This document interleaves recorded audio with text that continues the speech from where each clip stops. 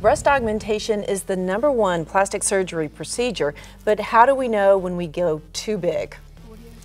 Well, classically we're taught that you shouldn't violate the soft tissue envelope of the breast. But I think that there are women out there who go to their plastic surgeons and request implants that are way beyond the soft tissue envelope. So the ethical and surgical question is do you give the patient an implant that's larger than her soft tissue envelope or not? And if you do, what do you need to tell her about the consequences of that?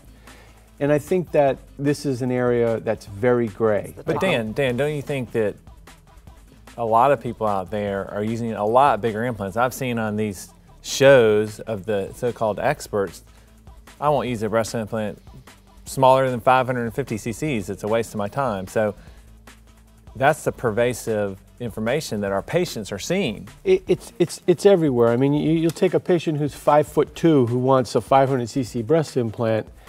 At some point you have to draw the line and say, this is not, I will not do this. I will not put this implant in you. You will end up regretting that as a surgeon.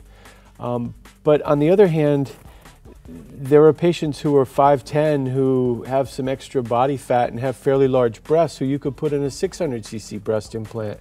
So it really is beyond an arbitrary number. It has to do with the soft tissue. Bill, you're the champion of soft tissue. Yeah, but I mean, Dan, you saw the movie Jerry Maguire, right? So what would they say there? Show me the money. Yeah, well, no, show me the data. That's what I'm going to tell you. So you got to show me the data. Money. I'm more interested in the money. Because big implants cause big problems. We know that from the data. So when you look at the studies that have been done, let's just go back to high school, Dan. You know, you remember the girl that had the D-cup breast in high school that you really liked and you kept asking out and she kept turning you down? Well, you know what? I don't what remember happened high school. Yeah, well, she turned you down, but she had big breasts. But what happened to her when she was 25 or 26 years old? Her breasts were sagging down. And why did that happen? It's because she has heavy breast tissue that stretches out the breast. A breast implant is no different. So what we know from multiple studies is that if you do not match the breast implant to the patient's breast and you stay away from big implants, the patients will have bad consequences. And so that's where we do the tissue-based planning.